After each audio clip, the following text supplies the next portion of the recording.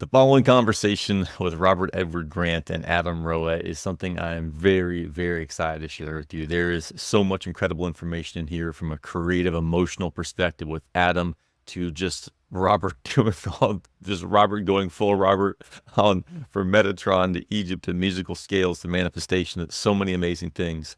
We had a bunch of glitches when we recorded this. We actually recorded this a year ago, and there were all kinds of problems in the video, and it was like a crazy day of solar flares, and Riverside, where we recorded it on, had a bunch of glitches, and I finally got it restored and edited, and I'm so excited to be sharing this with you. I've watched this like 3 times over the last few days of getting it fine-tuned and edited up. There will be some glitches in the audio, so bear with a few moments where there's a missing gap or a question that did get recorded, but I promise if you roll through it, you're going to have a really amazing experience with some really, really incredible people, and really honored to be part of it. So enjoy. Please like, share, comment, subscribe, do all the things. If you do get value out of this, please help share it, because it does make a huge difference for us and for getting this shared out there to the internet. So much love, gratitude, and respect. And yes, we are creating a new golden age. Yes, we have the power to do so. And yes, by remembering who we are through amazing conversations like this, through the community we're creating, massive positive change come into the world. So thanks for watching. Stay tuned. Please be sure to subscribe, and we'll see you soon. Thank you. Robert, I would have to start with you. I've been following your stuff for quite some time now, and I don't know how you've infused so many lifetimes into one consciousness, because it just sounds like you've lived so many different lives, and you can express so much incredible mystical and mathematical knowledge with such speed and fluency. And it's really, I've just got to be a fan man for a minute and say thank you. Oh, well, thank you. You're too kind, really. But I very much appreciate that. And it's funny because I never thought in a million years, 10 years ago, that I'd be even having this kind of conversation. Yeah. It was just completely not the life that I was living. So, certainly my life has changed dramatically, and the entire world around me has also changed, I think, as a result of how I've changed my perception of what the world is. And but it's been a beautiful exploration, and also a revelation almost on a daily basis, to expand consciousness through the pursuit of inner journey. And the inner journey is the beautiful path, I think, once we realize that the world around us is really just a reflection of what's happening inside of us. And that's the experience that I had. And strangely, somehow that turned to mathematics. And, for Adam, it went into poetry. But I've explained to Adam many times, I'm like, look, poetry is mathematics.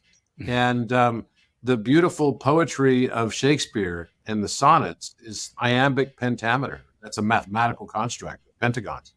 Oh, we lost you for a second. Yeah. Am I back now? Yeah. Did everyone notice? We've been having some solar flares today. And you came back with glasses on, Robert. Suddenly it was frozen, and now you're with glasses, and I'm like, we just had a glitch in the matrix, and we have a different version of you that's here for the rest of this conversation. Again. I would call my awakening, and I use air quotes when I say that, because I don't like how the term has been sort of commoditized and used and everything. However, I don't know a better word you don't know that you're asleep until you wake up. And that's what it felt like for me. It was as if I had actually just awoken out of a dream. And that was in 2013. For me specifically, it came because 2012 was such a difficult year in so many ways, absolute rock bottom. And as a result of that, I found my way synchronistically into an ayahuasca ceremony for 2 nights. And I left that thing just completely changed, completely. And that led, I've always been a high achiever and hard worker. And I just applied that to spirituality, if you can even say that. But I just went, okay, there's a whole nother world that I was unaware of or resistant to, that I just saw behind the curtain of, to some degree. How can I be the best spiritual person I can possibly be?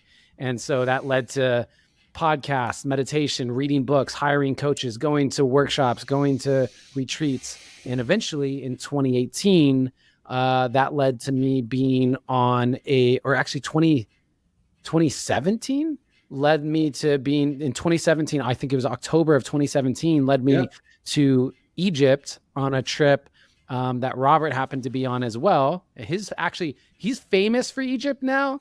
Like he's like the Indiana Jones of Egypt in modern times. But at the time, he had never been, and neither had I. And we had one conversation. We had one conversation on the very, like literally Robert's last 20 minutes of the trip before we went to the airport. And I'm not even sure what it was that I said that really stuck with him, but it was enough to do that little thing that stuck in his head. And we've managed to maintain a friendship ever since. No, and the crazy thing about coming full circle is what you told me that night, right? First of all, you told me about your girlfriend at the time and, how important she was to you, which by very strange coincidence, I'm having dinner with tonight at her house in LA, that's kind of a full circle moment.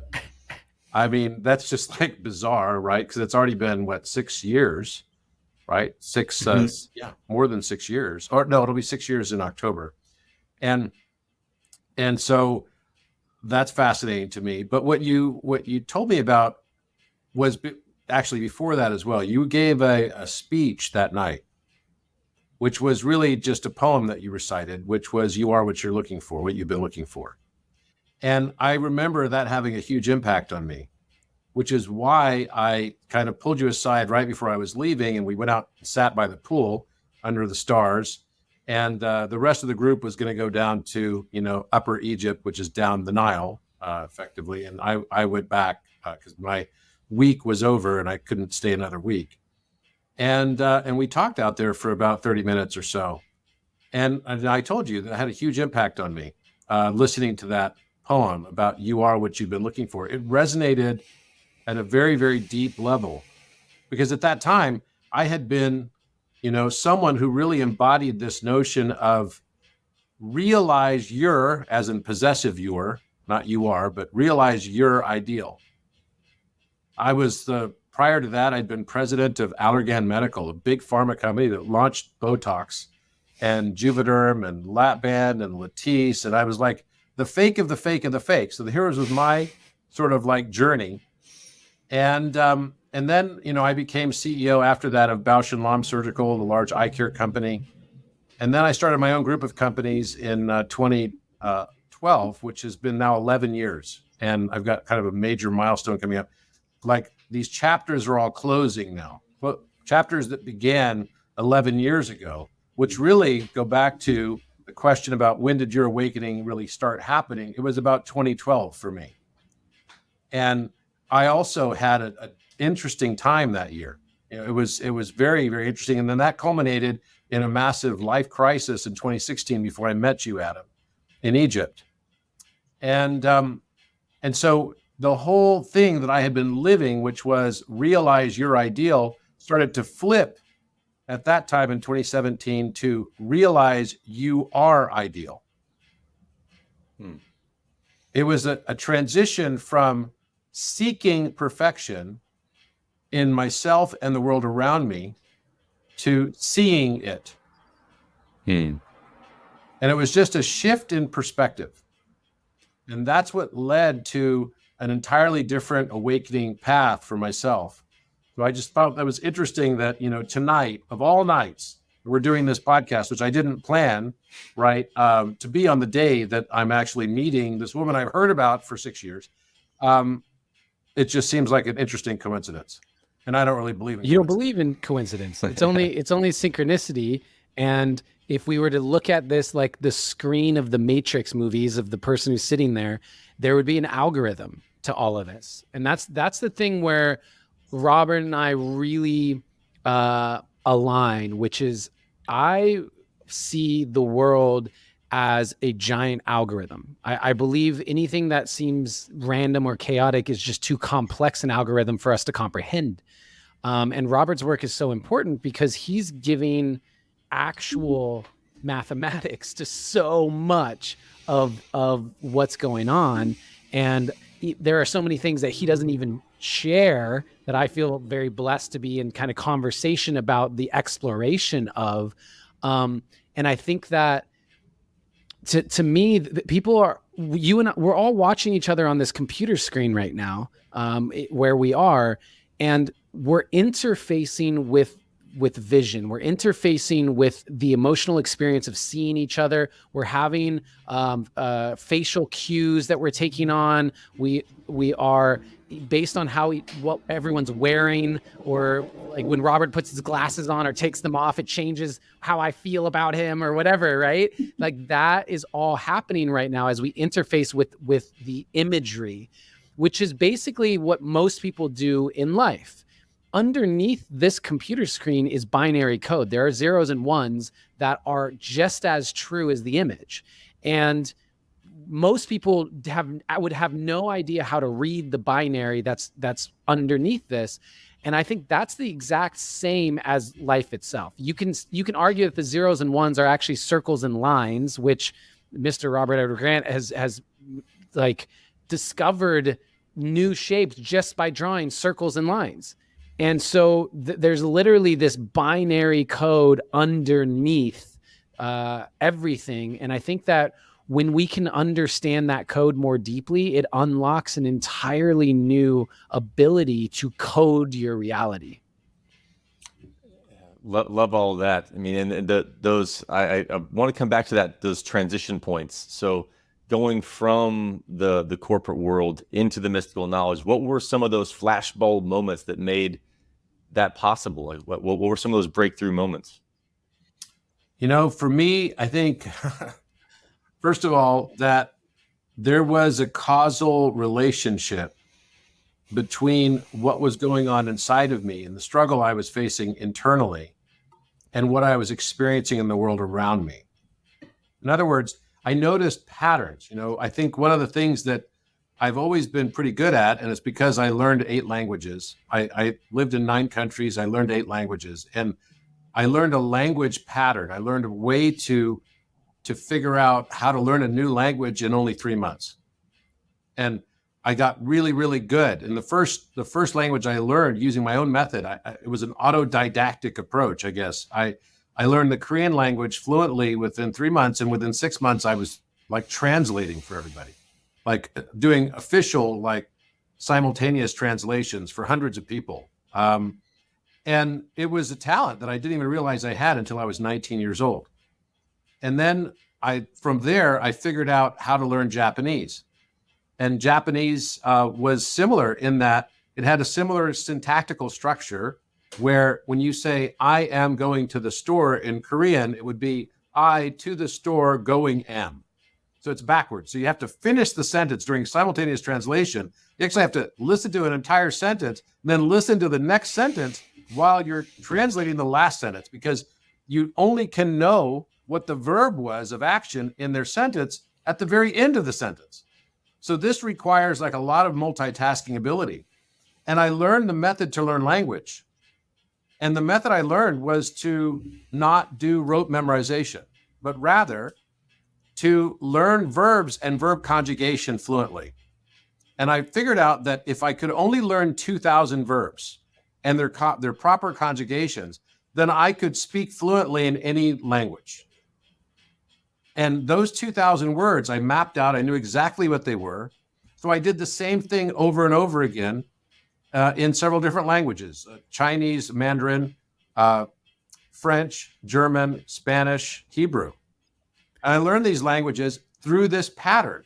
It was nothing like Rosetta Stone, nothing like anything else. And then I turned to mathematics after the crisis I experienced in 2016, where I had like a big VC battle, where they tried to get control of my group of companies. And I won the battle, and I was able to raise $55 million in one day to stave off, losing control, which was definitely very difficult. It was for a unicorn company in a down market. I didn't end up doing a down round. And now I'm buying out all the shareholders, which is great. So this is happening in like another week or so on May 9th. But what's interesting about this is that I had gone through this big crisis, and I didn't realize that I had created the crisis through my own judgments. Through my own judgments, I didn't realize the connection between the notion that what I judged in myself and repressed in myself is what was showing up in the world around me as patterns of recognition. So in other words, I finally figured out at that moment that there was some correlation, maybe a causality between what I was judging and what I was experiencing. So in other words, I was judging everything that I had been attracting in my life, and I would continue to experience the same experiences over and over again, like an endless loop, until I stopped judging what I was attracting. So we attract everything we judge until we no longer judge everything we attract. And that was an aha moment for me, because, you know, you can, if you believe that you can approach the problems that you're facing over and over and over again with the same approach and expect a different result, then that is the definition of insanity. Doing the same things over and over again and expecting different results is insanity. So I finally stopped and said, you know, instead of blaming the world around me and saying, oh, I'm a victim of this, or this happened, or why did this universal thing happen to me? You know, this is like, I'm part of some play or some game that's like going on, and I'm getting screwed here and there. Why can't I just experience joy, love, security, happiness, and all the things that we want on Maslow's hierarchy of needs? And what I realized is that I'm the creator, that there's no one else to blame but me. And instead of looking outside and blaming others, I started asking myself, why did I choose this? So that was the shift. As I started realizing that a lot of the life choices I'd made, career choices, everything that I'd done was actually because I just wanted to fit in, because I didn't like aspects of myself. And then the more of those aspects of myself I didn't like, it started showing up more and more in the world around me. It's like stepping on one side of a garden hose. You're gonna have an equal opposite reaction on the other side. So that realization for me was like everything, because then I realized it wasn't somebody else's game I was living my own. And what I had thought was the world happening to me was actually the world happening for me. I just didn't have the wisdom to see that that's what it actually was. You know, I wrote down today something that I think is very relevant to this. Someone asked me a question on a post that I made, and I wrote back to this question, and I said, she'd written, I don't understand how to, like, you know, change the world around me, or how I perceive the world actually changes the world around me. And I said, try changing your view of what it is, life. It's a love and forgiveness simulation school through experiential learning as a simulation that you created to learn and expand through successive challenges and tests, to learn through the presentation of dualistic opposites. To learn and fully integrate unconditional love, you must therefore experience and no longer judge negatively its opposite, that which we call betrayal. To learn forgiveness, we must learn and fully integrate through acceptance of its opposite. People hurting and damaging you, holding grudges and bearing enmity against another. This is the big thing that I came to. That it wasn't that the world was happening to me. I realized that this is a simulation that I'm creating as a creatrix for me to learn through. And that changed the entire concept of everything and every single experience. No longer asking, why did so-and-so do this to me, or why am I a victim? Because if you go down the path of I'm a victim and blaming other people, then you are woke, right? And what is woke? Woke's just the early entry point into spirituality. Woke is when you're at your highest level of narcissism and you're not even aware of it. And there are two types of narcissism. There's narcissism that's extroverted, and there's that which is introverted. So what is an introverted narcissist?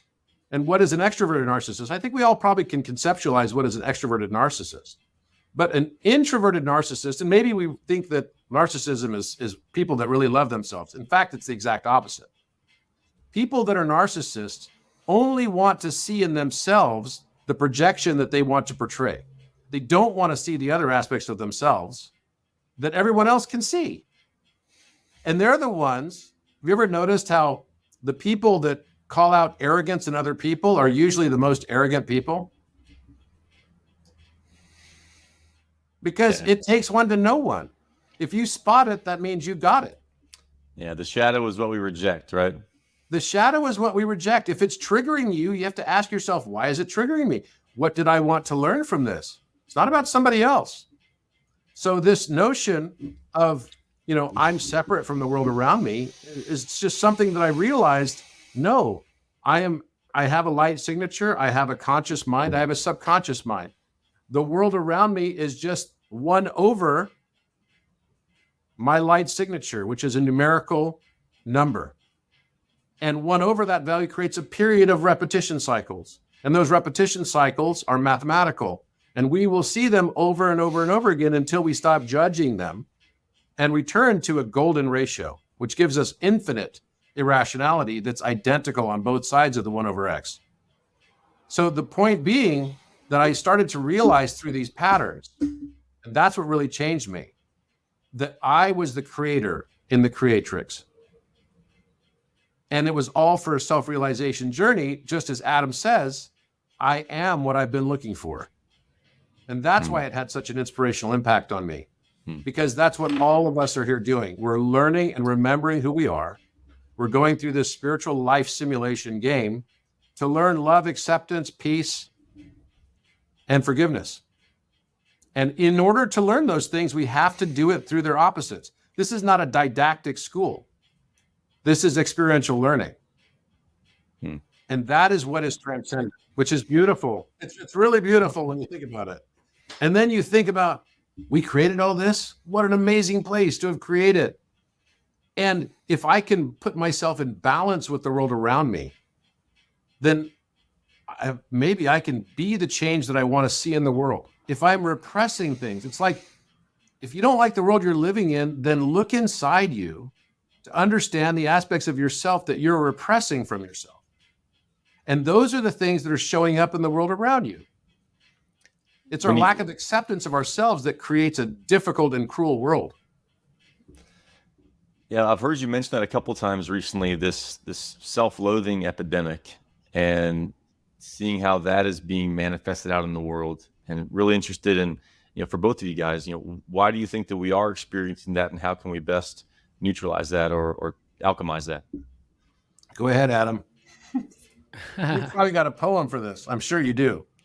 Well, the one that you're talking about, you've been looking for, is a poem really about the journey to loving ourselves. And it's really interesting when we talk about self-loathing. So self-loathing, when Robert's talking about narcissism and the extroverted narcissist, which we all could see and manifest through arrogance and whatnot, but the introverted narcissist, where there's also this idea on the other side of the coin where they think that, like, this self-loathing to me is an introverted narcissist, right? The idea that it's all my fault, the idea that I'm unlovable, the idea that I'm being judged with everything I do. I can't say this. I can't speak up because, it's still so completely self-absorbed.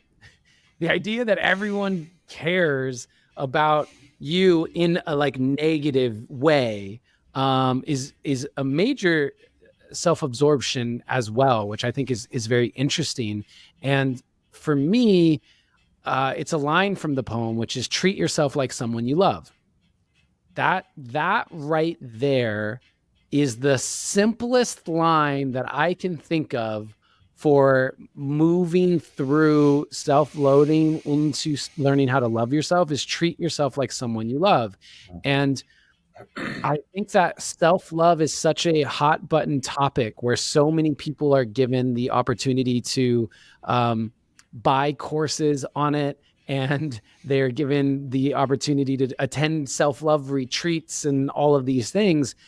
And ultimately, I think there's a misunderstanding about what self-love is. I think people are searching for self-love as if there's a switch and you can say, yep, I've got self-love, or I don't. And it's as if it's a quantitative thing, and you can know that you have it or not. And I actually think that self-love is the byproduct of your relationship with yourself.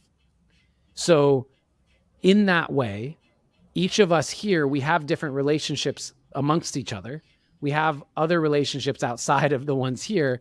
And there are some people that we might unconditionally love everyone, but there are certain people in our lives that we have more love for, more relational love for. I love them more deeply. I feel them more deeply. I would do more for them, etc.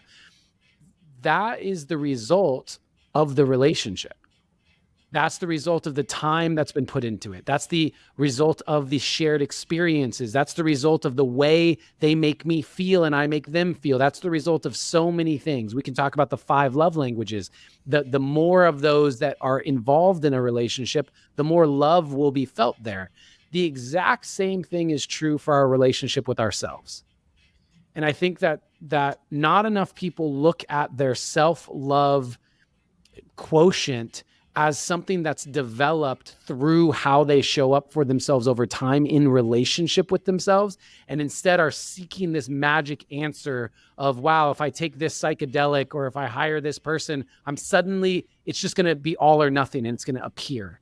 And so I think that if people can understand that idea of what self-love is as a byproduct, as a cumulative sum total of all the relational aspects of your relationship with yourself, I think that is a starting point for me of how we get out of self-loathing and start to treat ourselves like someone we love. I agree with that. And I think one of the words that made me think just now was this idea of introverted versus extroverted narcissism.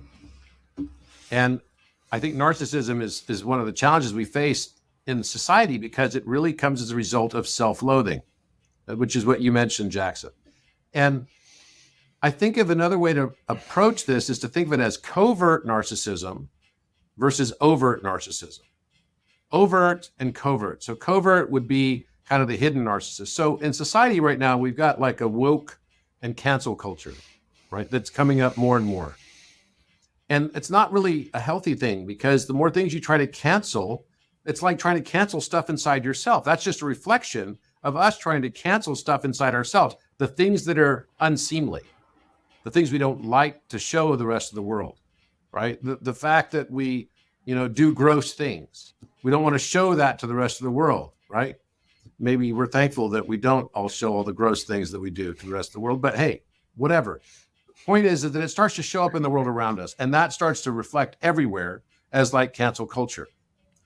So, okay, let's look at that for a second. So people that will say, you have no idea. And I get this kind of commentary all the time. It's like, why are you wasting your time on this stuff like mathematics when, there are people dying in the world?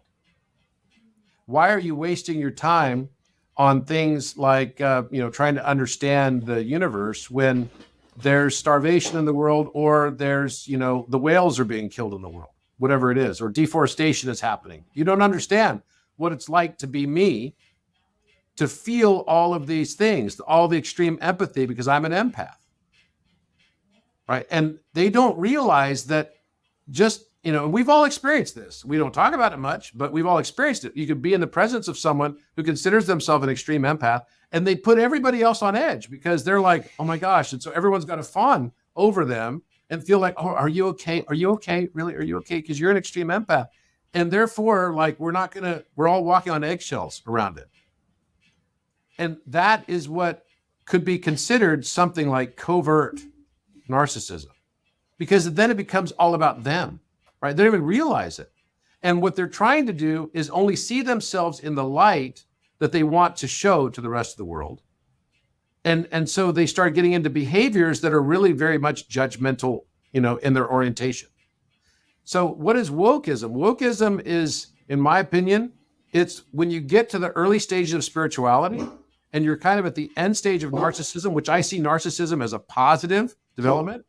It's the stage where you're getting to the end of all of this judgment in yourself. and then you have a crisis and you come out of it. It might be through psychedelics. It might be through geometry, how it was for me, but it's going to lead to some major cataclysm in your life, right? An apocalypse. An apocalypse doesn't mean destruction. It just means the ability to see. It's basically seeing the truth and waking up. So we use the term woke around this without realizing it's actually associated with narcissism. And then what it actually leads to is a new way of looking at the world, which is one that's very, different, which is, wait, I'm actually creating the world around me with my thoughts, my subconscious thoughts. So I can't blame somebody else. Wait, so this is my responsibility now? Wait, that can't be right. Fuck that. Like, I'm responsible for all this shit that's going on? Yeah. You're responsible for your experience. I'm responsible for my experience. What you experience is this accumulation of your choices, whether they're conscious or subconscious. And then you get in this mode where then the next stage of it, and it reminds me of the Matthew McConaughey meme. I don't know if you saw this meme. It's kind of hilarious, where there's like the first stage, which stage of awakening are you in? And the first one is like him, like happy-go-lucky, life is good. It's like Truman Show vibes, And then the next stage is, he's like, things aren't working out the way that they used to work out. Like, it used to be pretty predictable in life, and now it's not. And then the next stage is him on like the interstellar, craft that he's on. And he's like, oh my God, we're all screwed. We're going to die, right? He's crying and all this. And then the next one is him on a driveway talking to someone saying, you know what? The cabal, the 13 bloodline families are going to screw you out of all your money and take everything away from you. And it's all a cabal and conspiracy against you, the Illuminati. And then the next one is him on a lawn in some movie that was like from 1776. And he's got a gun. He's like, get off my lawn. And then the next one is him on a beach somewhere with long hair, right? His shirt unbuttoned all the way down. And he's like, I finally realized that my ultimate revenge is to fall in love with everyone and everything. Which stage of awakening are you in? Right. So this was kind of funny for me because I think memes are, the art of our lives that become our lives. And the next stage then leads to this notion of, okay, if the world around me is just another aspect of me, then yes, I'm interacting with that. But then who am I? I don't need to. So then people change their name, and they change their name to like One Divine. Right? Have you noticed? Like, there's a lot of people that do this, and they don't realize that's just another stage in this, right? And that's probably, somewhere on stage 4 or 5. They change their name to One Divine because they don't want to have a name anymore. They don't want to be associated with, or it's like Jim Carrey. I am the actor formerly known as Jim Carrey, right? And I like Jim Carrey. But I think it's funny because we go through this stage, but actually the true individuation process articulated by Carl Jung is called individuation for a reason. It's realizing that there is an aspect of you, your specific light signature, that exists for a reason. It's beautiful as it is. And that unique aspect is why you exist. Because the universe has a purpose. And the universe's purpose is to build the Akashic record. And the assumption of all of that Akashic record is the accumulation of all of our perspectives that then lead to emotional states. It's emotions. Time is the accumulation of our emotions. I'll let Adam grok that one for a second, because I know he's going to be going, okay, yeah, I knew it had something to do with emotion. So it's emotion. Now, how do we come up with our emotions? We come up with our emotions from our perceptions. How we react to those perceptions is what defines our reality. 95% plus of what happens to us isn't what actually happened to us, it's what we believe happened to us. That then led to an emotional condition. I mean, when we have these cases of people being eyewitnesses to big crimes or whatever, and there are 30 people that are eyewitnesses to it, then how is it they go to court and there's 30 different stories of what happened? Because everybody has their own version of the truth. So maybe the only objective truth could actually be described as the sum of all possible perspectives of it. That's a mind fuck right there. And then you go, Okay, well, wait. So then what's the purpose of Robert Edward Grant? And by the way, a lot of people probably wonder, it's like, why the heck does he go by his middle name? There's one simple reason for that I know of. Robert Grant was taken. That was it. There was no Robert Grant available on Instagram or on websites or anything. So I thought, if I'm going to build something, that I have to have something be consistent. And so there was no Robert Edward Grant taken. So I took that. So now it's like, I'm now known forevermore by my middle name. It's pretty funny. I have people calling me Edward all the time. It kind of cracks me up because it's like, I just had to do it. It was a practical matter. But the issue is, now you realize, okay, what is the reason for me? Why do I exist individually? Why can't I just be one divine then? Because the Akashic record and the universe expands its consciousness through your eyes. The universe also must expand. It has to grow in its consciousness, just as we have to expand our consciousness. And it expands its awareness by adding more facets of perspective to the prism of the objective whole truth, the whole truth. And there's no way to objectify anything, because everything is a summation of subjectivity. The sum, product, and difference. So when we think of it in those terms, then we realize, wait, so what you're saying to me is the unique way that I have been deciding to see the world. The unique eyes through which I see the world is actually feeding the Akashic record and allowing the universe to expand and observe itself through my unique perspective and eyes? Yes, that's exactly what I'm saying. So you come full circle. The individuation process of enlightenment is to realize that you are exactly what you've been looking for.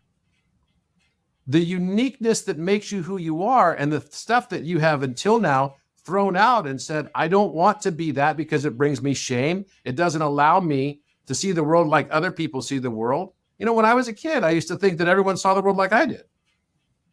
And then I realized one day, like, oh, they don't see the world quite like I do. And that's okay, but I need to change myself in front of them so that they don't notice that, because I notice that puts me at odds with the rest of the peer groups that I'm in. So I start changing myself. I'm not a musician anymore. I'm not an artist anymore. I'm a serious businessman, or I'm into math and I don't do that other stuff anymore. When actually it's all connected. I can't separate parts of myself off until you come to the realization that you are exactly what you're supposed to be. So it's no longer realizing you're as a possessive ideal, but realizing that you're already ideal. You exist to bring that experience of growth, of expansion to yourself, and through experiencing your own emotions to the entire universe, it expands. And that is a very beautiful thing, because then you realize, wow, all of this is created just so that I can expand and help the universe expand in the process too.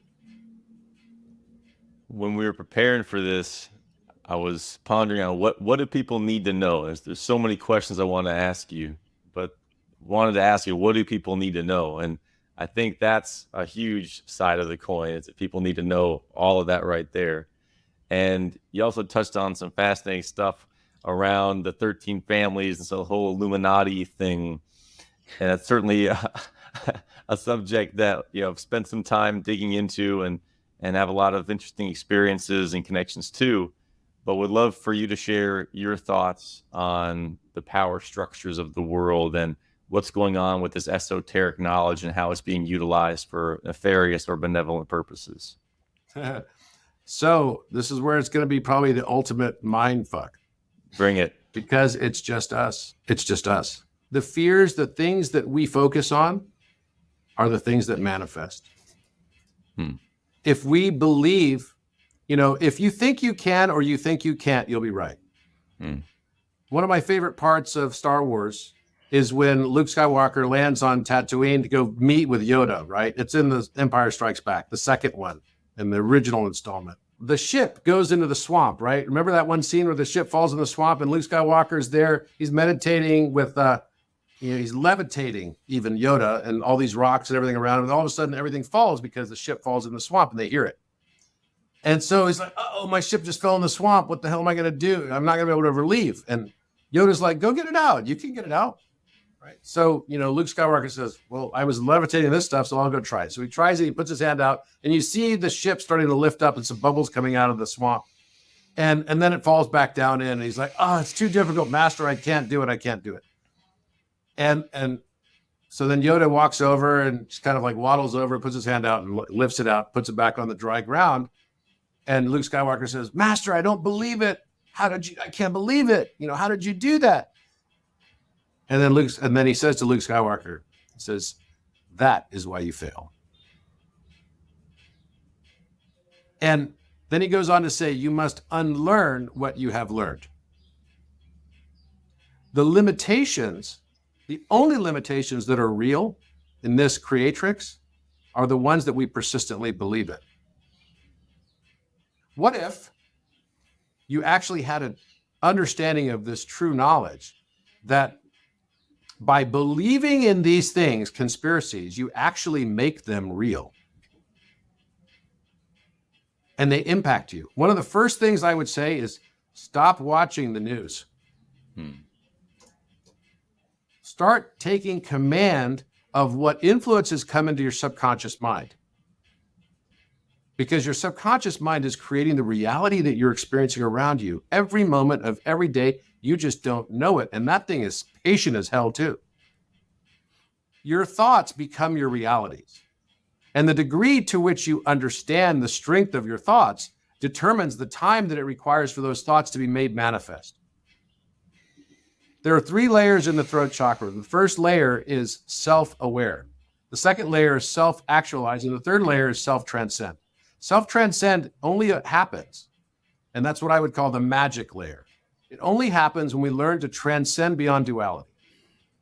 We no longer perceive duality in terms of duality. We realize that the light needs the dark as much as the darkness needs the light.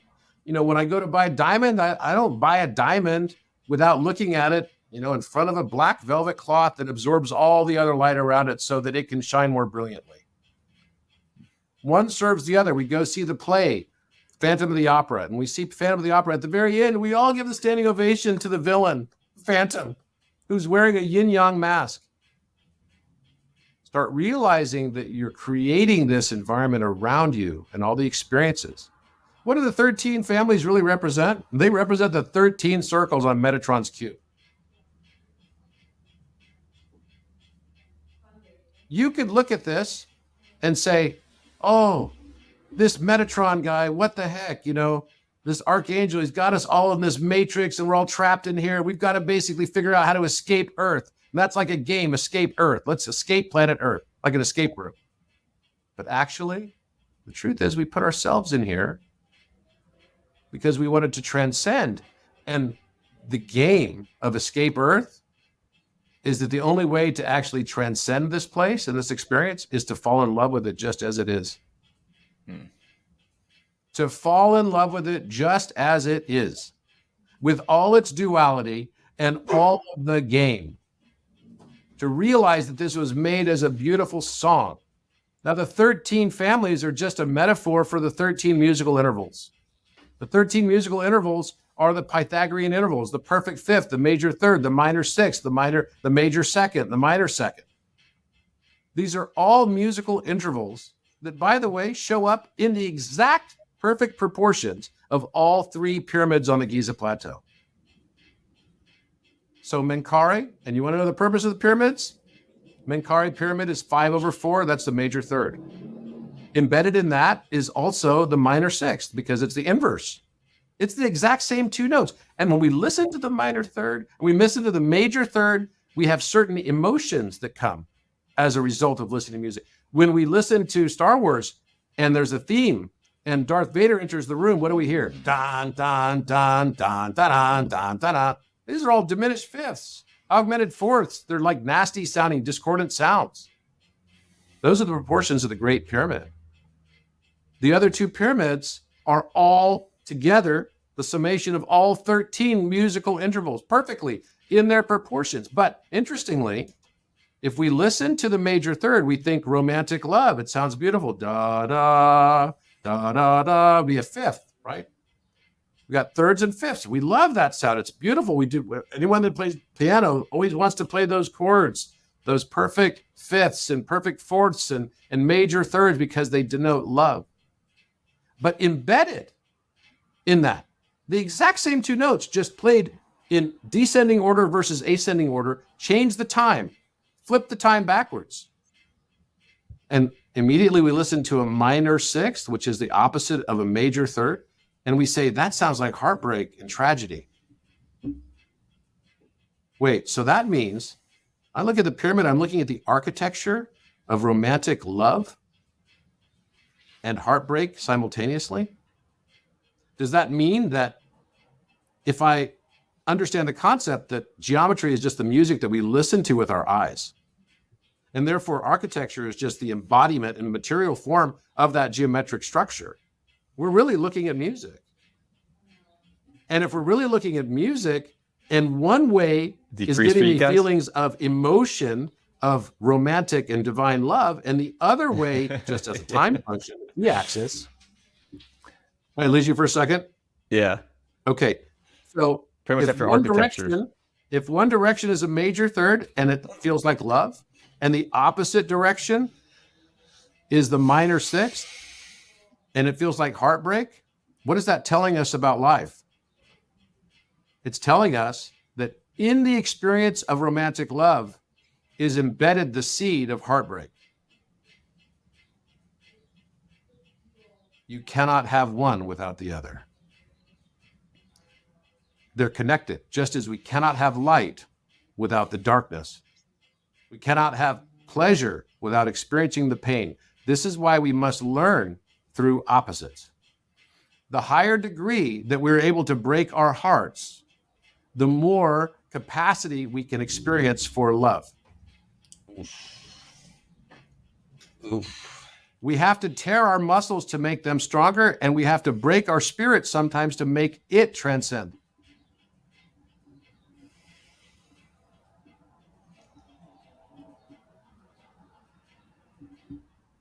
What have been your biggest soul-crushing moments that you found the most growth from? Betrayal.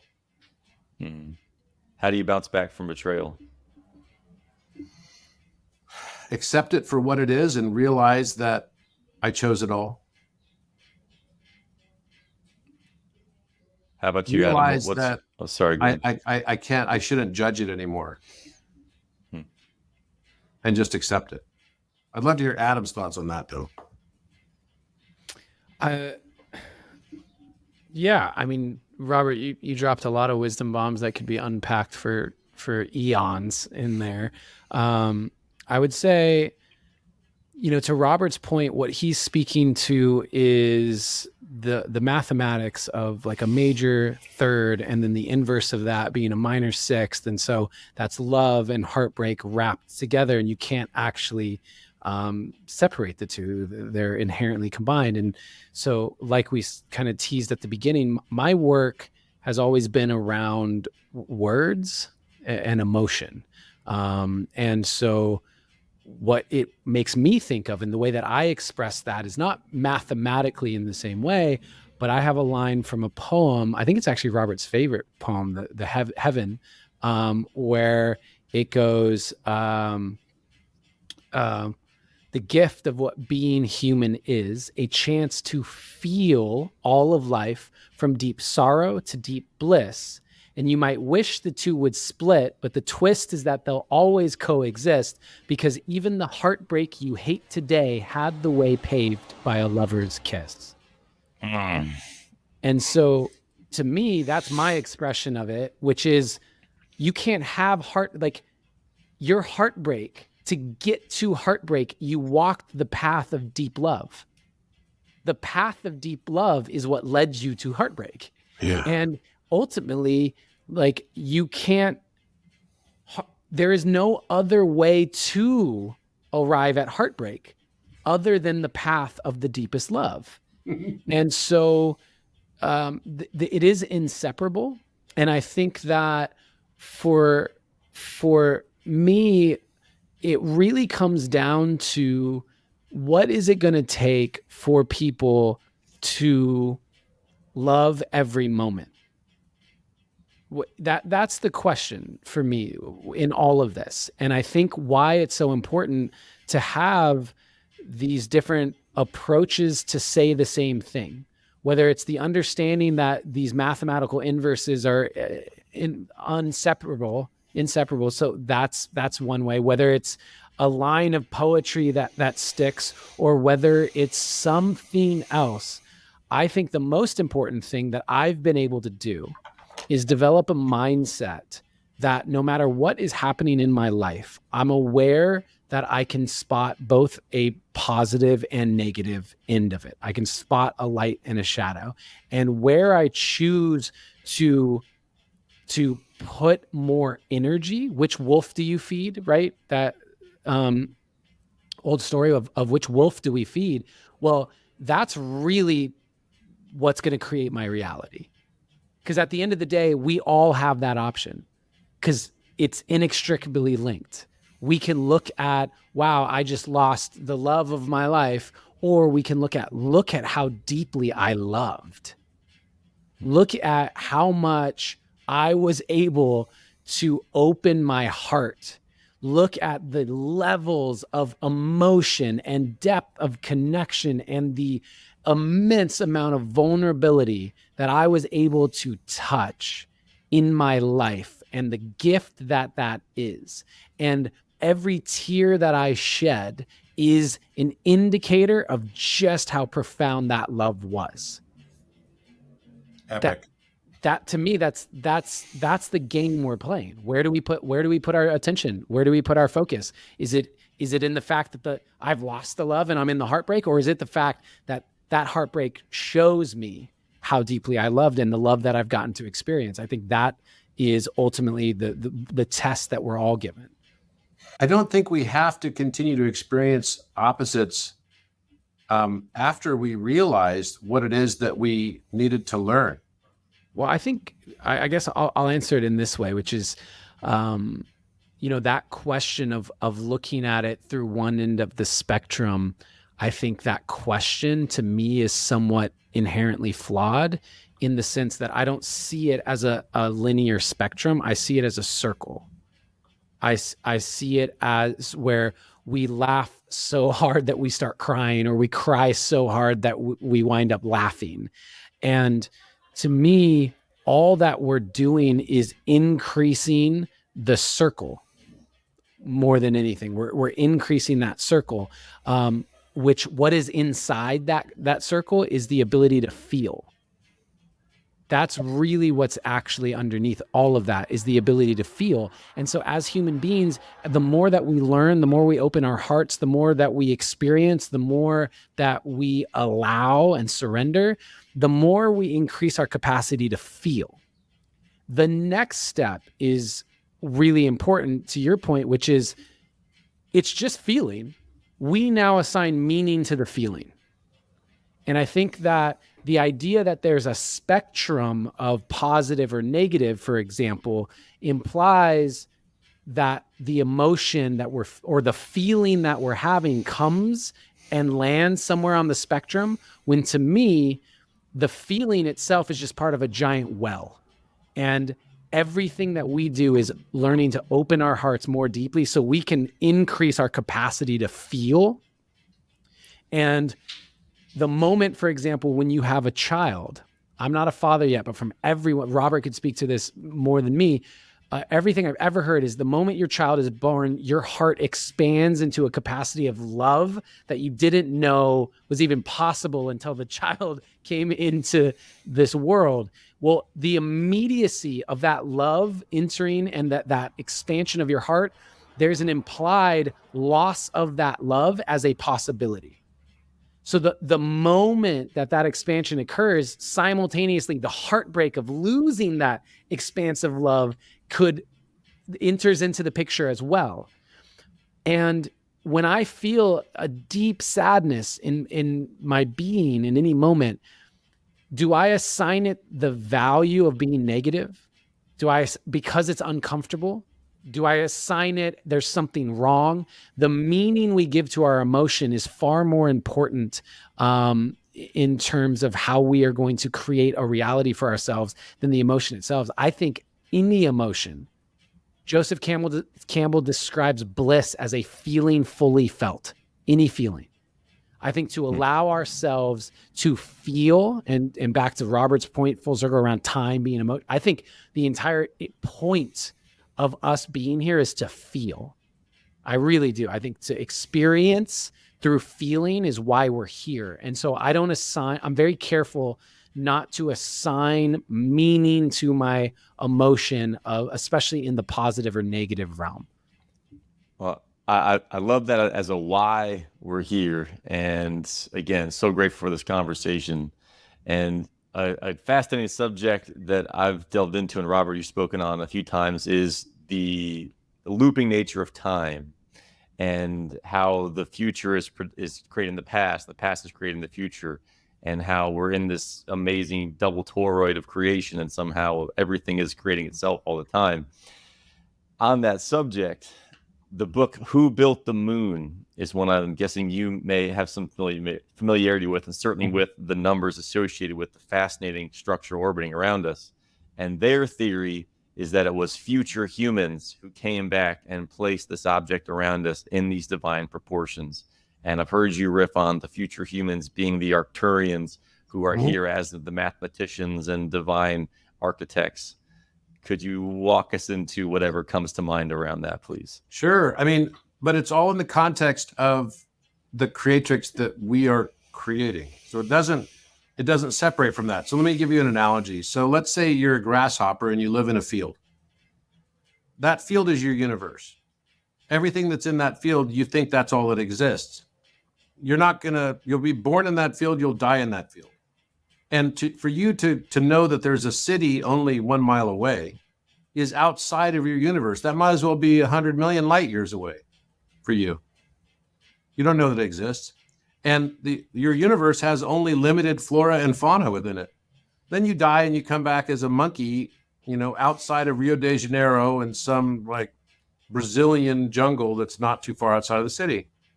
Your flora and fauna has now expanded quite significantly. There's a diversity of life. There's a sloth, you might even know there's a jaguar, and you can see all the different birds that live in the same forest with you. But that's your universe. You don't know that there's a city only a few miles away called Rio, and you have no clue that there are humans in there. You may never even seen humans. They could be, you maybe heard other monkeys say they once saw humans. And if that's the case, then you don't know that. It's kind of like they might as well be aliens or extraterrestrials or something. And then you die and you come back in rural America. You've never traveled anywhere. You've never been anywhere. You've never left your home state.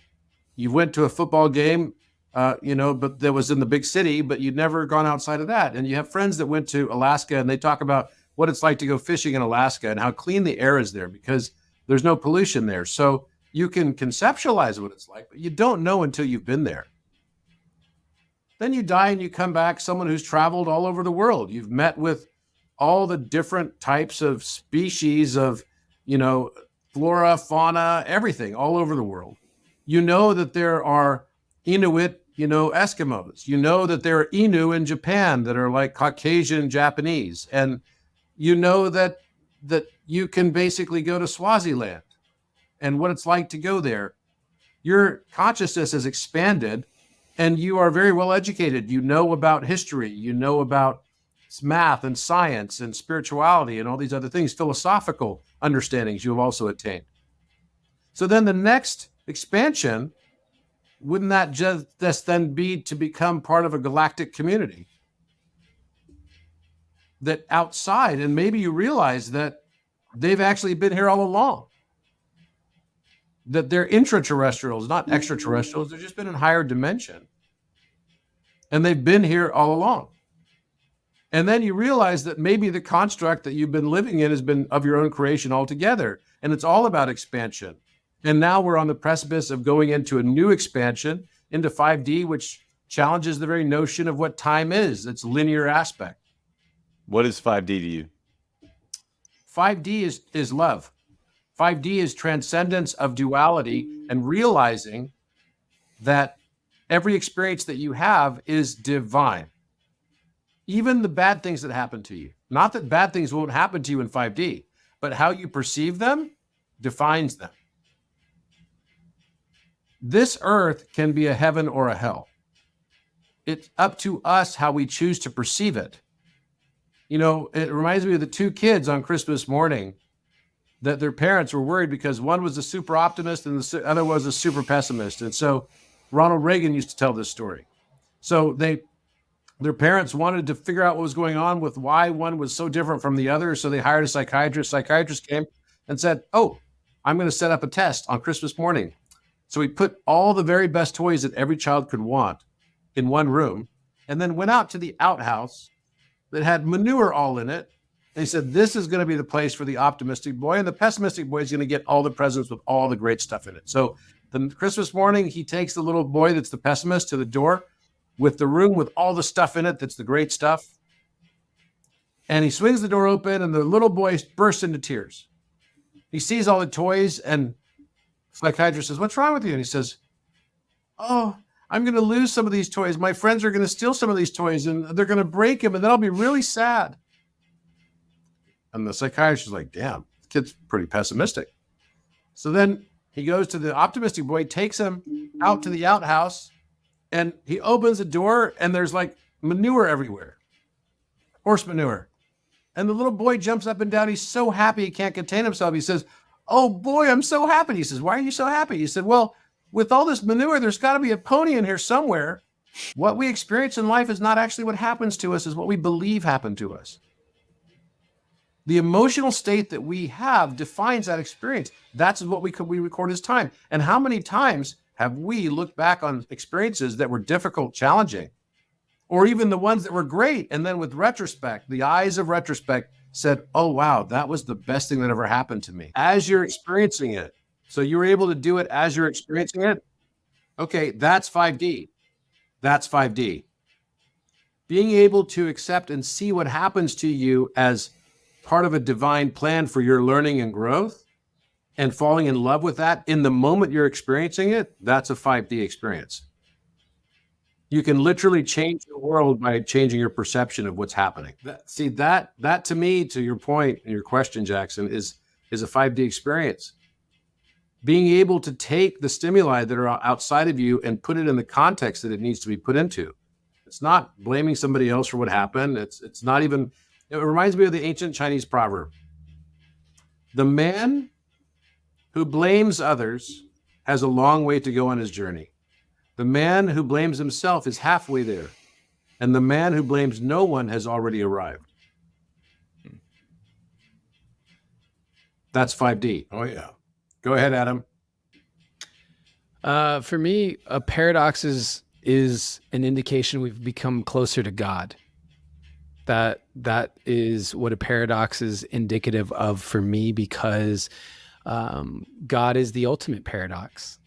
God is the victim and the victimizer. God is the both sides of the coin. You know, God is the rapist and the person being raped. God is all of it, right? And so in the darkest shadow of humanity, God is just as much that as anything else. And I think that for me, when you recognize that the allness, the wholeness, the isness of that, when we can find the paradox, such as you are none of what you do really matters and everything that you do matters. Simultaneously, you are the least important and the most important person to this entire thing, because you could disappear in this moment and everything continues without you. And if you disappear in this moment, you cease experiencing any of it. And so there's this interesting aspect of paradox to me, that when you find them, when you find those paradoxes in your life, I feel that you have just come that much closer to the truth. I collect paradoxes as indicators that I've just achieved a little bit more of understanding of truth through a paradox. So that's my perspective. Yeah, I mean, I see it pretty similarly from my standpoint as well. But I would add one thing. I tend to think of the difference between destiny and free will is maybe what we call destiny is actually just the free will of our higher self. Well, and in a place where there's no time, where everything is just now. So it doesn't have to be prior. In our construct of time, right, we tend to think of it in terms of, we have an X and Y axis to define the first and second dimensions. We have a Z axis that defines the depth dimension. And then we have rotation and spin or motion that's defined by time. And that's the fourth dimensional construct. And I was just watching a video that I made on this yesterday that I hadn't thought about for quite some time. And that is that if you look at that and start off with a line that is 6 units, then that 6 units could also be like 6 feet or a fathom. And fathom is just father and mother. Even the mathematical constants that we think are arbitrary or the units of measurement are not actually arbitrary. All of it is chosen deliberately, and you can find divinity within them.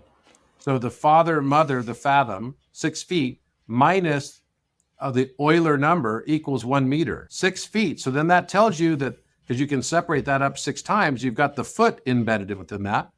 And then not only does 6 feet minus the Euler number give you 1 meter, but the Euler number minus 1 gives you the Royal Egyptian cubit, which is just the Euler number minus 1. So now we've got 3 units of measure, 1 imperial for the foot, 1 ancient for the cubit, and 1 modern for the meter. What? You kidding me? Maybe this is somehow related to why the Great Pyramid has a king's chamber that's exactly pi times 10 meters in perimeter. Like exactly. And maybe it's also why the latitude and longitude, which didn't even exist when the pyramid was built, come out to be the speed of light down to 1 meter per second accurate. So it's 29.9792458. That is, you multiply that by 10 to the 8th power, you end up with the speed of light in meters per second. It's exactly. And then the other axis is 1 over pi, 31 degrees, 8 minutes, and 3.1 seconds. That's 31831.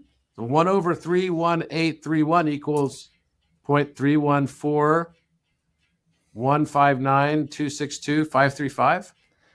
So what do you think is the origin of this? I mean, we're obviously coming from a higher age.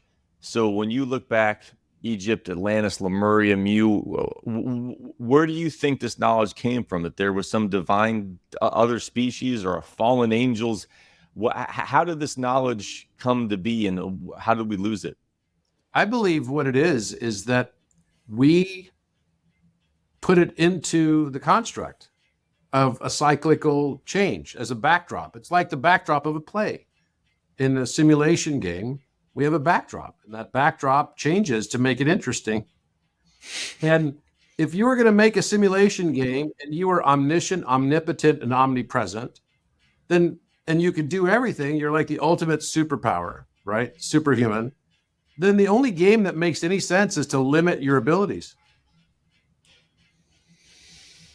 Yeah, I really enjoyed you talk with Aubrey Marcus about that. Is that we limit ourselves, and then we're the pleasure source of the creator in the discovery of coming back into unity and back into Yeah, it's kind of crazy, right? It's like, oh wait, so I limit myself? Yeah, that would be fun. Let's take away all our powers, right?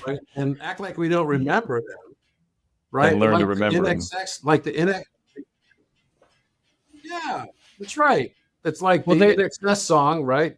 But maybe that's a challenge in of itself. I'm going to go in and I'll still be able to be me, even though I'm limited in all my powers, right? And there's like movies made about subjects like this. Well, there's also this really interesting aspect of every game that we know of is only made possible by limitation and restriction. So from a very simple viewpoint, right? You just look at a basketball court. Hey, these lines are out of bounds. Restriction, limitation. Can't play the game without them. And then you look at a swimming pool. The actual walls that contain the water, limitation, restriction. Without them, we don't actually get a chance to swim. And so all of our games that we play, all of the experiences that we have to some degree that we create have limitation woven into the fabric of what makes it possible. And life and our soul's evolutionary journey is no different. Without the restriction, we can't play the game. Yeah. So these parts of the game, I think one of the things is that we live such a short lifetime that we can't see. A lot of people think the earth is flat. I don't think the earth is flat. I think that we live in a simulation game, and you could probably more easily convince me that we live in a cube somewhere, like a pod, and we're like Wally World, where we're sitting in some vat of Jello and laying in there with some like crazy virtual reality glasses and say, wow, what the fuck? and that, what we're living is we figured out how to live infinitely in a way, because we can live whole lifetimes, like the concept from the movie Inception, of we're just in a dream within a dream within a dream within a dream, which then extends the notion of time perception. I could totally see that. But maybe a lot of people think that the earth is flat. Okay, fine, fair enough. And this reminds me of, the way that they figured out that the earth wasn't flat. Eratosthenes figured it out. Pythagoras also figured it out. The way they did it is they took two poles, one up in Alexandria, and the other pole they placed down in Thebes, so 800 kilometers away. And they measured at the same time of day the shadow cast by each pole. And the difference in the shadows was related to 7 degrees, which represent 7 degrees of arc. So then from that, they could use Pythagorean theory to figure out what the circumference of the earth must be to create that differential based on the distance, because they knew the distance. So they figured out, they used that as like one unit of measure. And it turned out that equivalency gave them, that it was basically 40,000 kilometers, which would be then the circumference of the earth. So they figured that out in 2,000 plus years ago. Now this idea that the earth is flat, well, because people, and I know someone, by the way, I have a friend who's trying to buy tickets right now to go on Virgin Galactic flight, to go up in outer space and be able to take a photograph of the earth to prove that the earth isn't flat. And he's willing to pay like $500,000 to do it, because that's expensive to go on. You got to bring a camera crew and all this. I'm not joking you. I have a friend who wants to do this. And just because they're so tired of the whole discussion about flat earth and everything. Well, what if perception, just like all things, must have an equal opposite boundary condition? So the number of people that go into the 5th dimension and experience higher dimension, you would then have to take its mirrored opposite, which is 1/5. And people that are experiencing the 5th dimension, you're going to have an equal number of people that can only then be limited and experience the 2nd dimension. Whoa, that's pretty trippy. So does that mean that people are going to be experiencing 2 different realities? Mm-hmm. Yeah, it could. And how is that any different than time? We can't get high in the air. So yes, you can see the curve of the earth at 35,000 feet. The reason I know it's not flat also is I've gotten on an airplane several times, flown west and come back east. How do you do that when it's flat?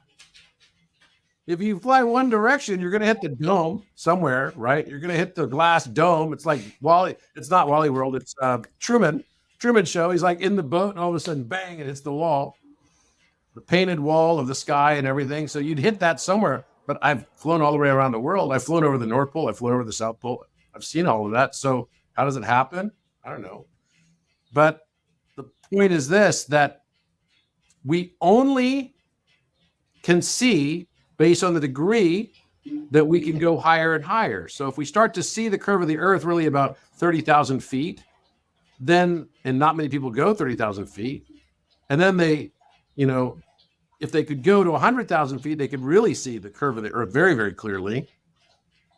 But basically, what if our lifetimes are too short to see the curvature of time? And isn't time and space actually inseparable? So if our lifetime is only 72 years, and that's only 1 degree of arc of time on a 25,920 year cycle, isn't it possible that what we're perceiving from a time perspective might be the equivalent of seeing a flat earth and seeing that time itself is only linear and flat? When actually, maybe what we perceive as the distant past might actually be the distant future.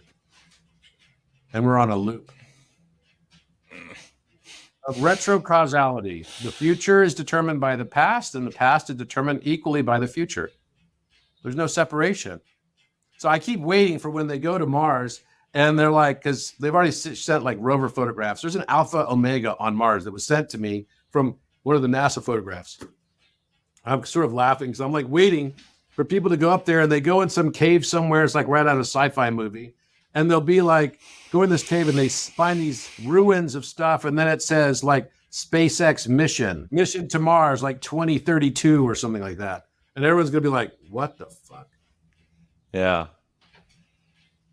Well, It's like yeah. In some of these crashed UFO artifacts and histories, they are ancient. They're not even present. Yeah.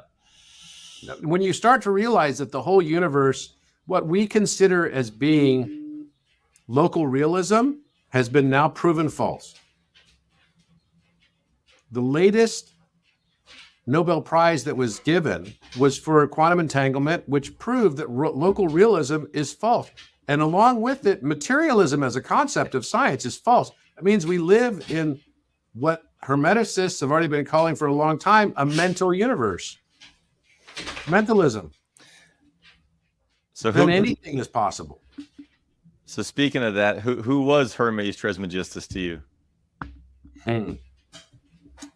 So I believe that it was, it's funny because this morning I just looked up the term Tron. Like, what is the meaning of the word Tron and the word meta? Because meta is a word that's definitely in the consciousness now. Everyone's using the term meta, the metaverses, and then the company Facebook changed their name to Meta. And so I looked up the word Tron just to see the etymological foundational basis of what Tron comes from. And I think of almost like a robot, it's like that's what you sort of tend to think of. But actually what it means etymologically is origin. And meta means beyond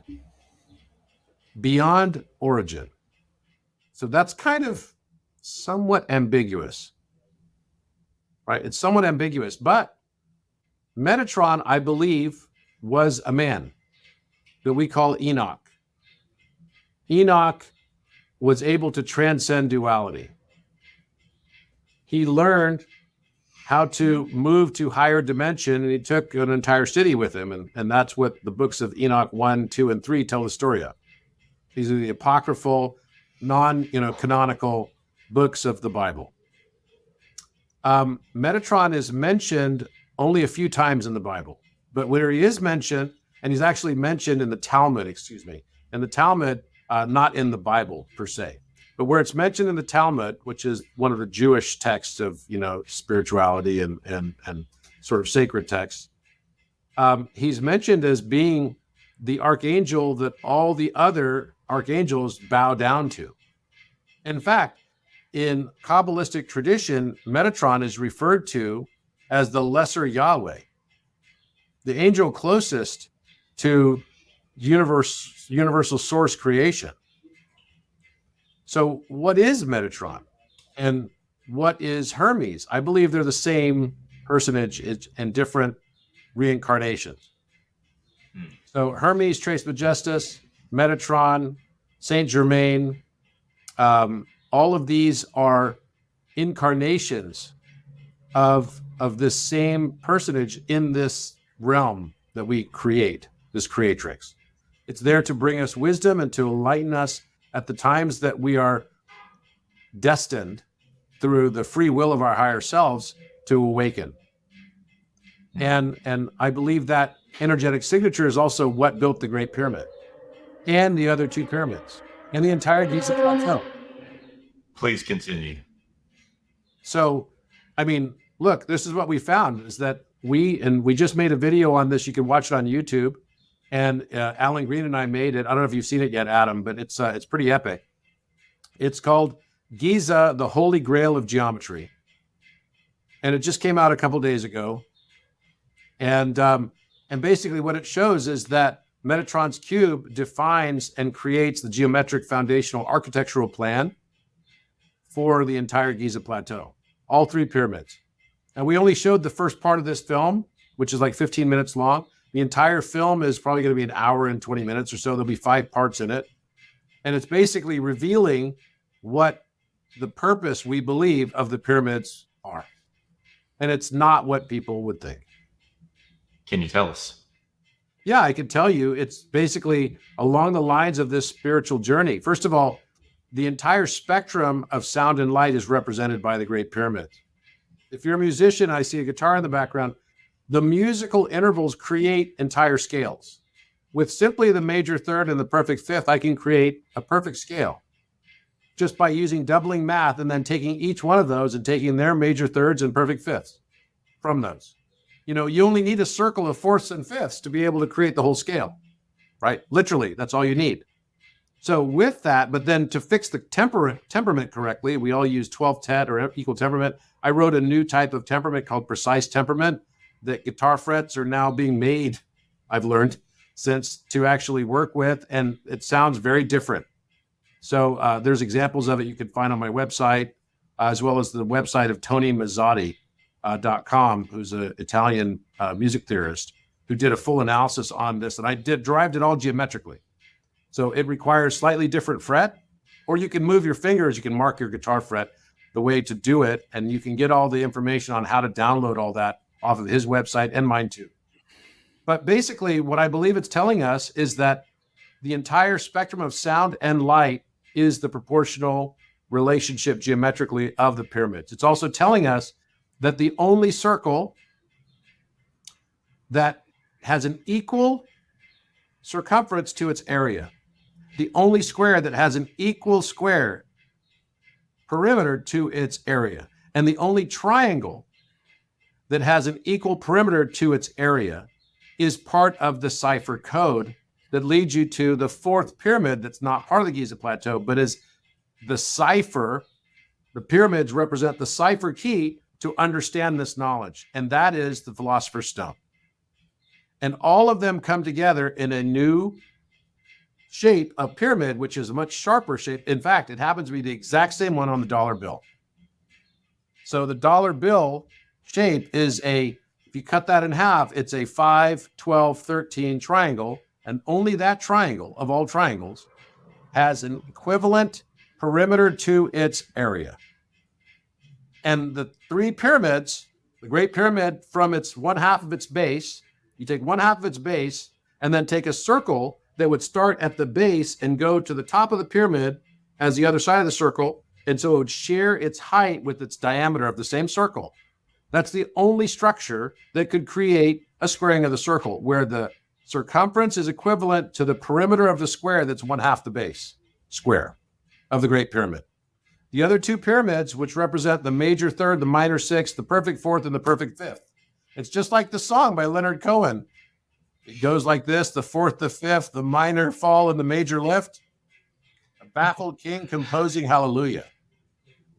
So the Giza Plateau is hallelujah in physical form. Yep. Holy shit.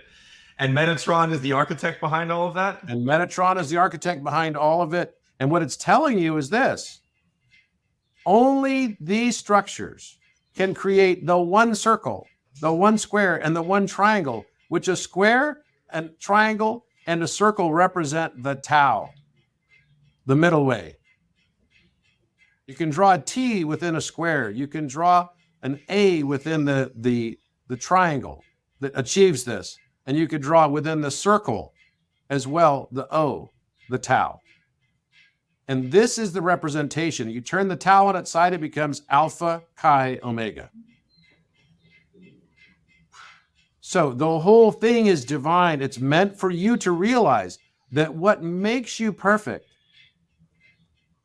and divine is your uniqueness, and to embrace it, because here we have the triumvirate of uniqueness. We have the unicorn of geometry. The only circle that can create a circle with an equal circumference to its area is a circle with radius 2, and therefore a diameter of 4.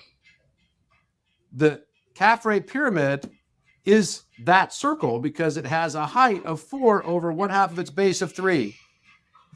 And the Menkaure pyramid is creating a square from 1/2 of its base, is the one square that perfectly exoscribes around that circle. It also shares a side of 4. So 4 times 4 equals 16. So its area is 16 and its perimeter is also 16. And the Khafre pyramid is doing it right as a circle because now its radius is 2, and 2 pi r, right, is going to give you the circumference, which is 4 pi. And pi r squared, which is the area, is going to also give you 4 pi. So you've got this unique situation between all three pyramids squaring the circle, which represents masculine, feminine energy, balancing in perfection.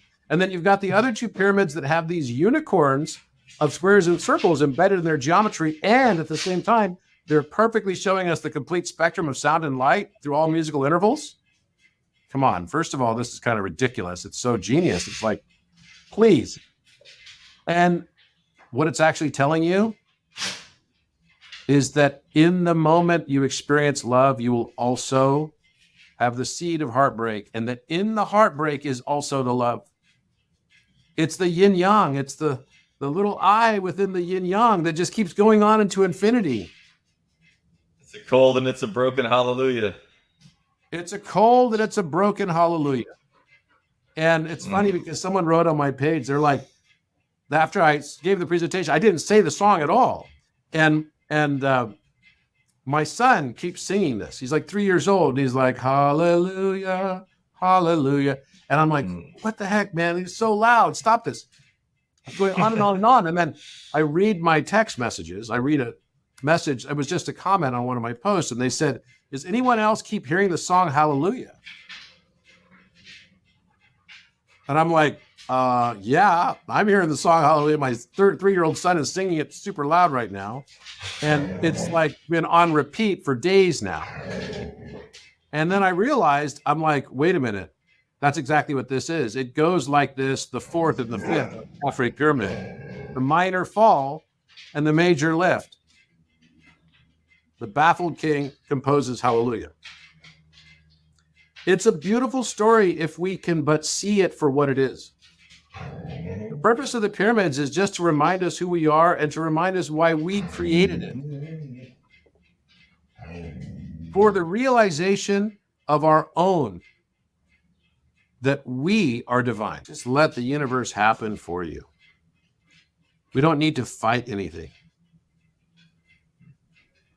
Have you ever wondered that our desire to fight things has its seed in our own desire for relevance, for our own separation?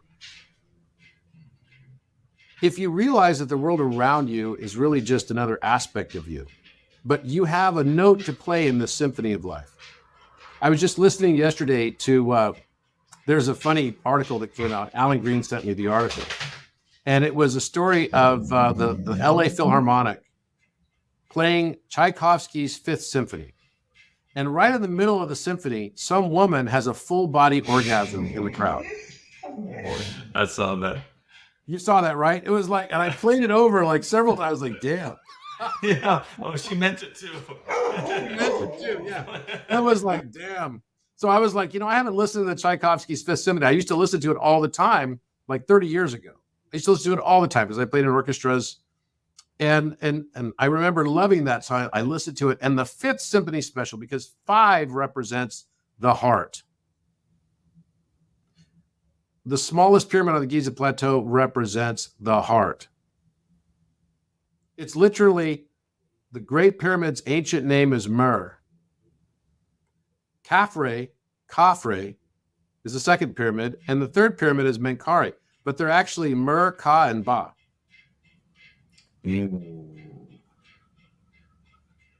And it's 5/4, and 5/4 represents the heart, achieving heart-led consciousness, heart brain, the ability to surrender and not get stuck in our own logos, to constantly try to apply logic to everything that doesn't have logic, to start to learn how to surrender to the universe and just trust that it has your back.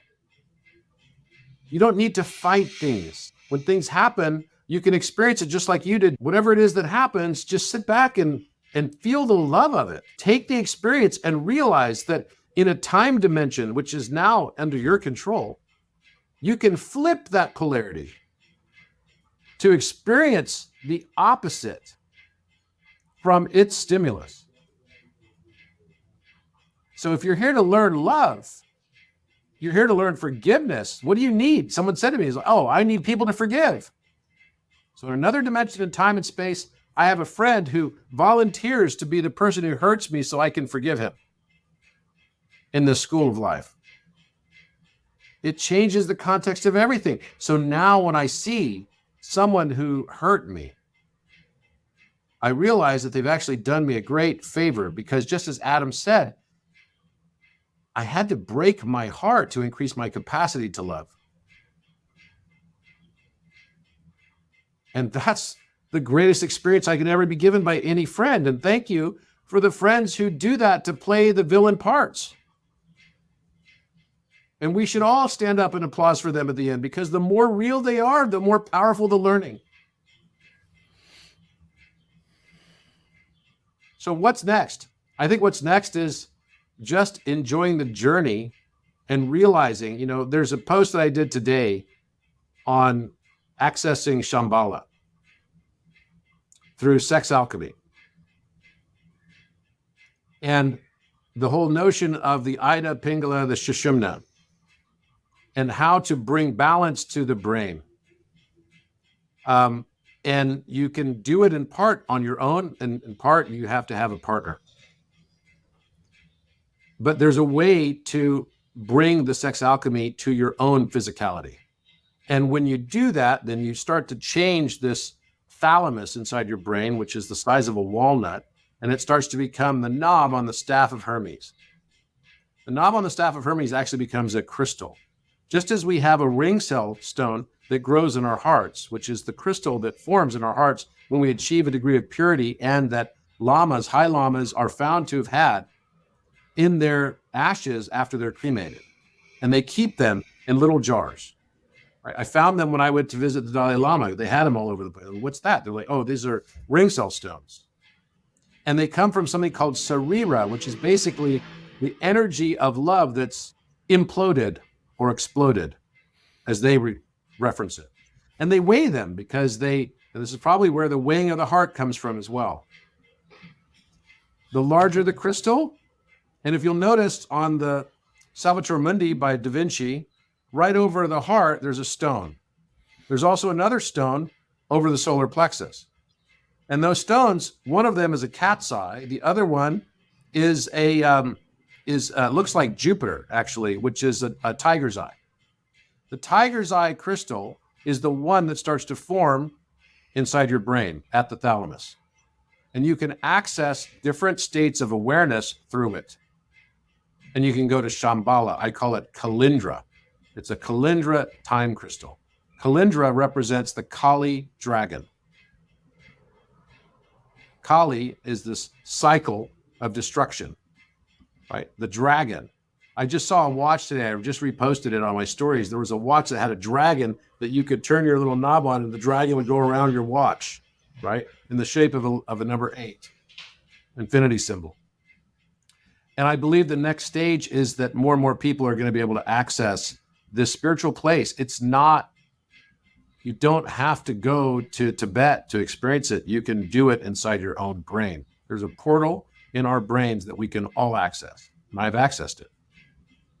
And it's a powerful realization. There's a world there that's more real feeling than this one. And I hope more and more people can access that, because it's necessary for us to fully raise our consciousness. Everybody in our world around us has to also be at like consciousness eventually. But it's a process. It's not going to happen overnight. But more and more people are going to be awakened to this. It's going to change governments. It's going to change structures. All of the edifices in society that no longer serve humanity, you're going to start to see they're going to all start to crumble and literally dissipate and dissolve. How do we accelerate that process? I think we're in it right now. I think having these conversations helps to accelerate that process, because people know that there's some sort of resonance. As we've been talking, I'm watching you both, right? And I'm watching the reactions you're both having. And it's funny, probably the most common reaction I've seen, if you go back and watch the tape, is how when I'll say something or when Adam says something profound, you both kind of go, taking this giant breath. Go back and watch. And that is your subconscious mind telling you, yo, dude, fucking listen to this. In a deep place, to the point where your body, your physiology actually wants to breathe in the knowledge. Yeah. And take it into all of the cells in your body through that oxygen. Because your oxygen that you take in is going to get into your hemoglobin. It's going to go to every part of your body so that you know it from the bottom of your toes to the top of your head. So it's an epic realization. And I think we're already in a space right now where it's speeding up. I think it's happening fast. Adam, you want to pick up on hemoglobin? Lost it again. We're getting all these solar flares. I don't know what's going on, but the point is that we're definitely at a very high speed of awakening right now. And I appreciate what you guys are doing. And next time I'd be happy to come to your conference and speak. I would have done it this last time, but I unfortunately had a conflict and, I'm not able to do it. But I definitely look forward to it. Now I understand what's going on, right? It's all a function of just what's being reflected in the world around us because of what's within. And it's want to celebrate that progress. Yeah. And you know what? The beautiful thing is, the moment that we give up trying to accelerate things. Yeah. I thought you were going to say that. As I said it out loud, I was like, you know what? That doesn't really feel quite right. Here's the beauty trying to accelerate it is like how I slow it down. In a way, yes, because think about it. It's like, I remember when I first got into business and I'm like, so can I start a company? I need some credit from a bank. And I go to the bank and the bank's like, you don't have any credit history. I'm like, I need credit to get credit history. It's like, yeah, but you need credit history before you can get any credit. I'm like, fuck. So, and I'm like, what the hell do I do? So it's like a catch-22. So then you kind of bump and grind through your way through life and you figure that stuff out. But in a way, the things that we seek are the things that will be most elusive to us. You'll eventually find it, but it's not going to necessarily be on the timeline than if you had actually already seen it and felt it as if you'd seen it. So the key to manifestation is just to, the key to manifestation is just to feel as if it's already happened. Feel it as if it's already happened and embody it. That's what will make it happen. And being honest and speaking out, and that's not easy on multiple levels. It's not, but it's necessary. The first advice I would give you is you're in the coolest game of your own making you could ever live in. Don't waste it. Fall in love with it. Make that a conscious choice to fall in love with this experience that you're having. Turn this world into a heavenly experience. 5 dimensions. Realize that time is on a loop and that you're infinite. This notion of scarcity, this lie of the illusion, right, of all aspects of scarcity is that exactly that. It's just an illusion. Realize that you can thrive within this game environment and that just as Hindus understand. When you finally understand that you're in the game and the purpose of the game, which is to learn and grow, then nothing really bad can happen to you because your perception defines your reality. You learn how to react to the stimuli that come into your life. And that then leads you to a new stage of the game called Leela. Leela is playing in the creatrix, starting to understand your new superpowers, because along with that, when you go to Shambhala and you have that experience and you find that divine balance through yourself and with another, because once you've found it within yourself, you will meet another. And together, you will basically go to this place. And then you'll get the gifts of the next level of your spiritual evolution. We don't have 5 senses. We don't have 6 senses. We have 36. It's 6 squared senses. And those subtle senses become the things that many of you are already experiencing, the chill up your back, right? These autonomic responses, the breathing in telling you that something is truthful and to listen to it. These subtle inferences that come into your life, pay attention to them. Starting to realize the patterns of synchronicities, the car that drives in front of you with the strange license plate number that triggers you. Every single thing that comes into your path, even people that you meet for the first time, are divine manifestations with messages from the divine aspect of you. But you have to pay attention to the moment. You have to actually recognize that it can be so, that the universe is mental, it's not material. Once you leave behind the notion of materiality, then that's when your real progress super transcends and goes to the next level. And that's my message for you. And also, I love you guys. Sorry I couldn't be there with you in person, but I look forward to being at the next one. Wow, we're super grateful for that. Super grateful for this time you share with us so generously. Now we got a million things you could be doing, and you shared your time with us. And Adam, super grateful, man. What are some of your closing thoughts, Adam? I know you've got your community that's growing, eager to help share the word on that, and all the epic things you'll bring into the world, beautiful nonprofits that you're leading. Would you share some final thoughts with us? Yeah, well, thank you guys for having me here, and Robert for being a part of this. It's good to share space with you as always.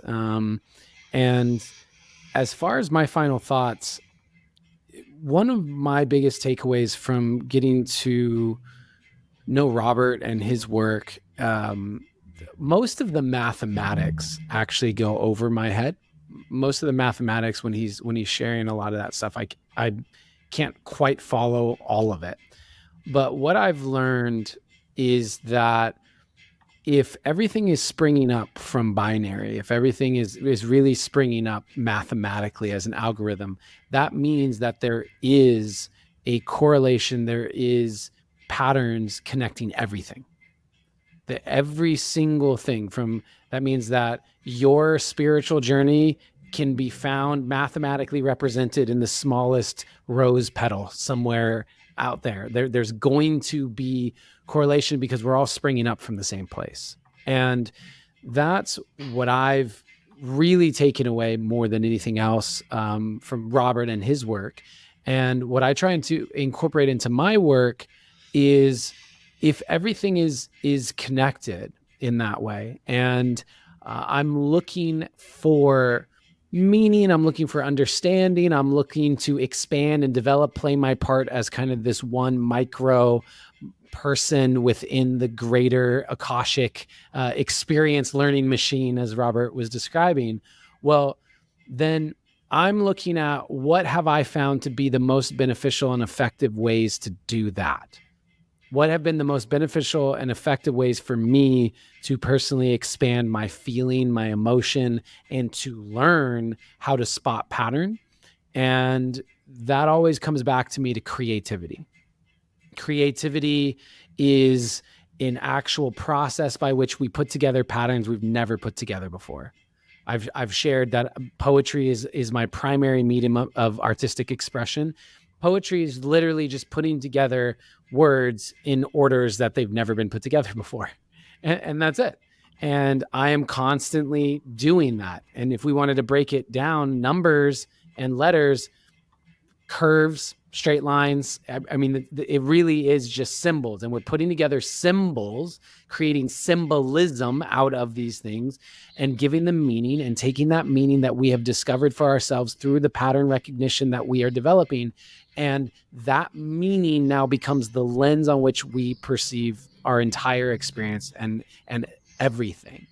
And so I encourage people to find a creative expression, find something that they feel is creative.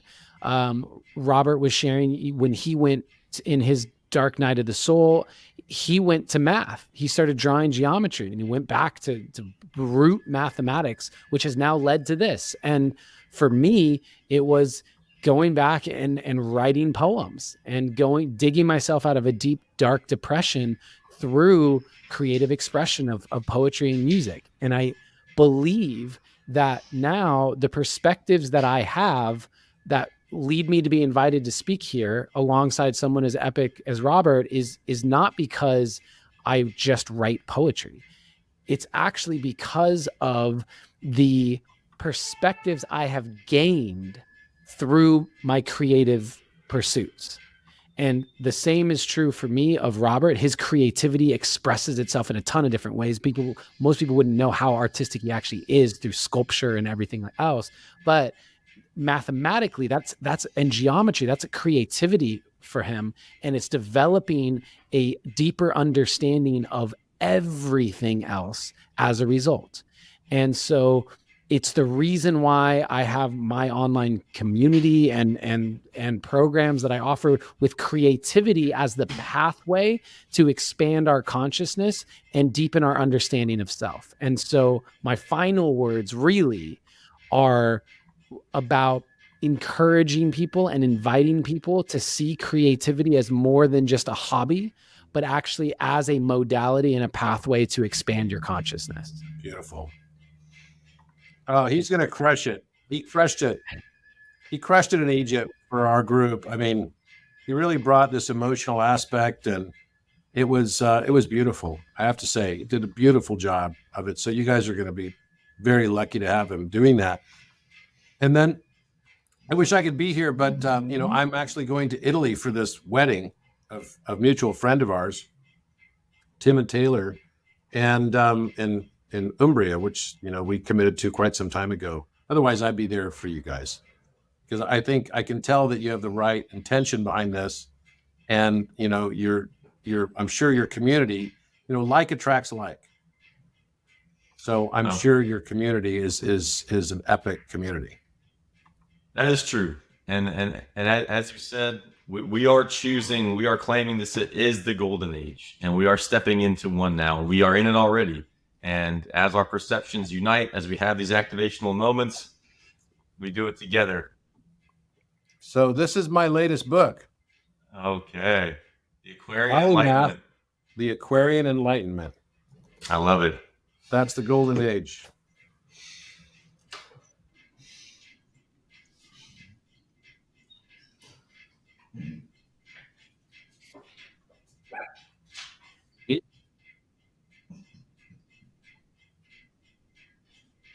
Mm-hmm.